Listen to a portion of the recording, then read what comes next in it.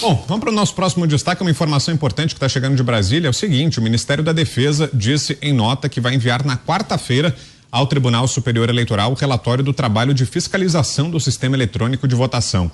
O documento foi elaborado pela equipe de técnicos militares das Forças Armadas. As principais questões sobre o funcionamento e a apuração das urnas eletrônicas serão apresentadas na íntegra.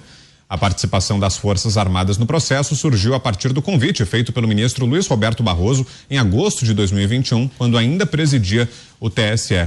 Mas com você, Paulo, sei que você tem mais informações, inclusive, sobre esse relatório. Já tem data marcada, então, ficou para quarta-feira a apresentação, né?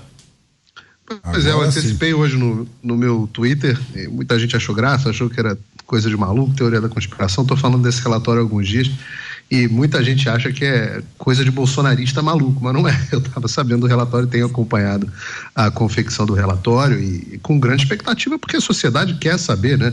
Como eu disse aqui, há um alto grau de confiança nas Forças Armadas, devida, meritosa, que não há nos tribunais superiores, nos tribunais, de modo geral, né? No Tribunal Superior Eleitoral ou no Supremo Tribunal Federal. Então a população, quando nesse processo, quando vê a participação do Ministério da Defesa, ela enxerga isso com bons olhos, né? Enxerga como uma forma de validar o seu sistema eleitoral. Eu entendo que todos aqueles que querem que o sistema eleitoral seja transparente, que entendem que o Estado Democrático de Direito precisa de confiança da população na sua eleição, deveria ver com enorme bons olhos a participação do Ministério da Defesa. Pois bem, o que virá nesse relatório? Olha, eu não tive a oportunidade de ver, mas peguei as impressões com quem viu. O relatório não é um relatório, não vai ser exaustivo, ele vai se limitar ao papel que as Forças Armadas têm legalmente convidadas nesse processo. Então, não imaginem que vai ser um relatório para ruptura, não imaginem que será um relatório que vai amanhã, Xandão preso, não comecem a acreditar nesse tipo de coisa. É um relatório que vai mostrar o quê? Vai mostrar que há sim, e houve sim, risco de fraude nas eleições e que as Forças Armadas vão mostrar alguns indícios que elas encontraram e deve determinar, segundo apurei, que elas não conseguem assegurar a segurança do sistema eleitoral e encontraram sim indícios de que o sistema não é e não foi seguro. Isso foi o que me foi passado. Veremos como verá o relatório amanhã. O que é esse? Também apurei que esse é apenas um dos relatórios que serão apresentados. Há ainda os relatórios de auditorias que estão sendo feitas, contratadas por especialistas e contratados de forma privada pela campanha do presidente Jair Bolsonaro. O que eu quero entender a partir de agora, e tenho enorme curiosidade de saber, e essa informação aqui exclusiva e de primeira mão aqui para a audiência dos Pingos nos Is, mas o que daqui para frente eu quero saber é se o ministro Alexandre de Moraes e os membros do TSE que determinaram que a eleição acabou e que nenhum tipo de comentário pode ser feito, que qualquer questionamento vai ser enviado à Polícia Federal na casa dos sujeitos. Eu quero saber se o ministro Alexandre de Moraes vai enviar a Polícia Federal na casa do ministro da Defesa. Se vai enviar na casa dos comandantes das Forças Armadas que assinam o relatório. Quero saber se vai bloquear as redes sociais das autoridades competentes que fizeram esse relatório, porque aí é que eu quero ver se realmente é corajoso. Porque mandar a Polícia Federal, bloquear a minha rede no TSE, via TSE, mandar a Polícia Federal na casa do Marcos Cinto, isso é fácil. Isso aí qualquer covarde faz. Agora, pessoas corajosas, eu quero ver se realmente a lei vai valer para todos no Brasil. E aí nós vamos entender o estado que nós estamos no Brasil. O que eu aposto é que nós teremos muito assunto, muito pano para manga a partir da quarta-feira, quando, lamento, Tribunal Superior Eleitoral, mas nós, jornalistas e as redes sociais, não poderemos nos furtar de utilizar e dar publicidade a um documento público, vindo de uma autoridade. Não podemos nos furtar de fazer isso. Não é mais a live do argentino que vocês mandaram deletar e sumir do mundo inteiro. Agora teremos um documento do Ministério da Defesa que tende a vir com as conclusões que eu estou chamando atenção. Pode ser que eu me engane, pode ser que minha fonte tenha me dado a informação errada, eu acho difícil. Mas veremos como é que serão as coisas aqui para frente. Uma outra informação interessante, Vitor e colegas, é que uma das razões pelo qual esse relatório viria hoje, mas entendeu-se que o mundo está agora prestando muita atenção nas eleições americanas que ocorrem amanhã, que devem mudar, inclusive, o mapa dos Estados Unidos e como consequência disso, o mapa geopolítico. Então, entendem que o momento mais oportuno é na quarta-feira, quando dá tempo de deixar tudo mais azeitado e o mundo já terá tido tempo de discutir o resultado das eleições americanas, que também estão sendo a vítima de alguns, também estão sendo objetos de alguns questionamentos nesse momento aqui nos Estados Unidos. Diga, Zé. Eu, Paulo, como você, acompanhei bastante esse debate sobre, não só o relatório, que é apenas a conclusão final, né, mas também todo o trabalho dos militares. Veja bem, o que existia? Um poder absurdo, que era a Justiça Eleitoral, que produz, elabora, executa, depois recebe as demandas, analisa, manda prender, manda soltar e depois julga, tudo no TSE. E houve ali um questionamento, nunca antes desta forma, né, do presidente Jair Bolsonaro e seu grupo, né, contra o processo eleitoral, contra... Aí, os integrantes do TSE, e não foi o ministro Alexandre, foi lá atrás, acharam por bem criar um grupo de transparência, que já foi um bom resultado daquele debate inicial sobre a segurança e sobre a insegurança. Repito, eu acho que as urnas são seguras. O que eu não acho próprio é ter algo que é seguro, mas ninguém acredita. Aí tem que mudar. E convidar... As Forças Armadas vão discordar de você no relatório, viu, Zé? Elas vão dizer que as urnas não são seguras, não. Pelo menos assim eu apurei. E aí, mas elas não vão conseguir atestar a segurança das urnas. E aí, nós temos uma democracia que vai... Se você esperar, eu vou chegar no conteúdo. Aí, convidaram o governo, porque o presidente Bolsonaro, que, na verdade, quando convidou as Forças Armadas, quem comanda as Forças Armadas, quem nomeia o ministro da Defesa, é o presidente da República. Então, ele foi presente no grupo de transparência. E mandaram os militares, o ministro da Defesa, para lá, pessoas especializadas da guerra cibernética, que conhecem, têm um conhecimento profundo. Hoje não é segredo que a guerra cibernética é uma fase importante de qualquer guerra. E foram técnicos especialistas, e analisaram, fizeram sugestões, algumas foram aceitas, né? E inclusive o teste de integridade. Pois bem, aí assim, em primeiro lugar, as minhas fontes no meio militar dizem que pode ser que não saia quarta, realmente terça ou quarta-feira, mas a última versão é de que pode ser que não saia quarta. E responderam o seguinte, que eles têm 30 dias para divulgar.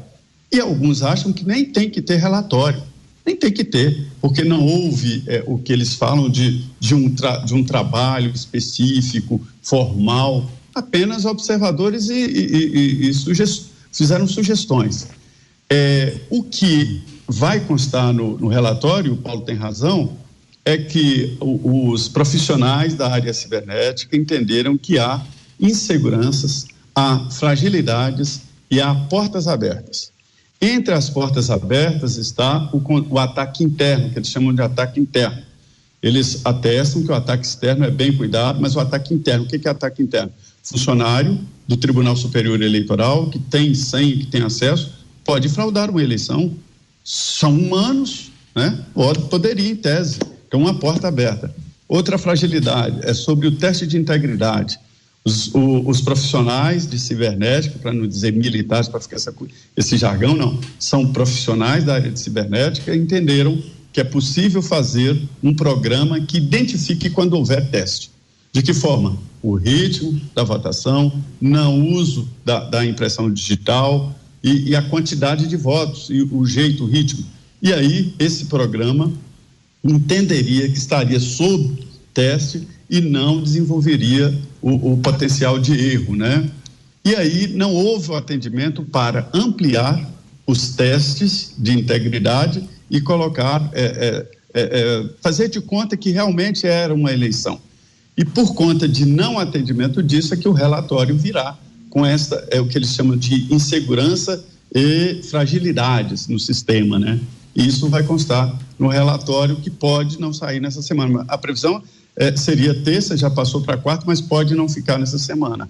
Essa é a realidade. Coronel. Olha, eu estou ouvindo aqui atentamente os colegas falando isso, e me causa até uma tristeza, né? Porque o negócio era para sair segunda, vai para quarta, pode não sair, ou seja, continua tudo muito confuso. Vai sair, vem quatro. Vem quatro. Mas é que tá, e a população tá na rua justamente por isso, por causa dessa confusão, por causa dessa falta de argumentação, por causa dessa não transparência em tudo que está acontecendo. Pode ser que tenha havido, pode ser, enfim, o TSE não se manifesta, não dá argumentos, não explica o que está acontecendo. Ao invés de se explicar, ao invés de trazer tranquilidade à população, o que eles fazem? Eles estão obstruindo as contas de quem está perguntando, de quem está questionando, estão fazendo com que a pessoa que tem a dúvida seja considerada um criminoso. É aí que está o problema, e cada vez mais a população está indo à rua. Acabei de receber um vídeo aqui de frente do quartel de Ibirapuera, anoitecendo, a população está toda na rua e vão permanecer lá, isso em todo o Brasil. Ou seja, a dúvida persiste, a população está aguardando uma resposta, a população está cansada de aguardar. Repito mais uma vez, o que terá que acontecer no nosso Brasil para que o TSE, para quem é o responsável por tudo isso, tome uma providência justa e correta com a população. Quem está na rua são trabalhadores, são pessoas que querem o bem da sociedade. Não são bandidos, não é o PCC que está na rua, não é criminoso que está na rua, são pais de família, são crianças, são idosos que querem o bem do nosso Brasil e tem medo de um retrocesso do que já aconteceu no nosso passado. Eu falei aqui, eu enfrentei MST, enfrentei um monte de criminosos que queriam o poder de toda maneira, e essa toda maneira pode ser inclusive através das portas abertas que foram ditas aí pelo Zé Trindade. Então, precisamos de uma explicação. Se apresentem, expliquem, tranquilizem a população. Tem coisa ou não tem, mas o que não pode acontecer é isso, é esticando o chiclete, vai esticando o chiclete, ninguém se apresenta, ninguém fala nada, o Brasil está parado. Hoje é o dia 7 de novembro, o Brasil está parado aguardando uma decisão e não chega nada. Quer dizer, o problema está só aumentando. E eu repito, aonde nós teremos que chegar para que se tome uma decisão? Aonde o TSE quer chegar com tudo isso que ele está fazendo? Me preocupo muito. Para fecharmos, Fernão, rapidinho. Olha, o STF e o TSE, que é um rabo do STF, já disseram qual é a deles. Eles estão do outro lado. Eles estão calando a boca de todo mundo que tem dúvida na paulada. Essa é a deles. Então, essa resposta que o senhor está procurando não virá deles. Eu sei qual que é, mas a gente fica até preocupado de falar, né? Porque pode a gente está tão sancionado. Pode vir de outro lado. E aí você tem essas duas hipóteses, né?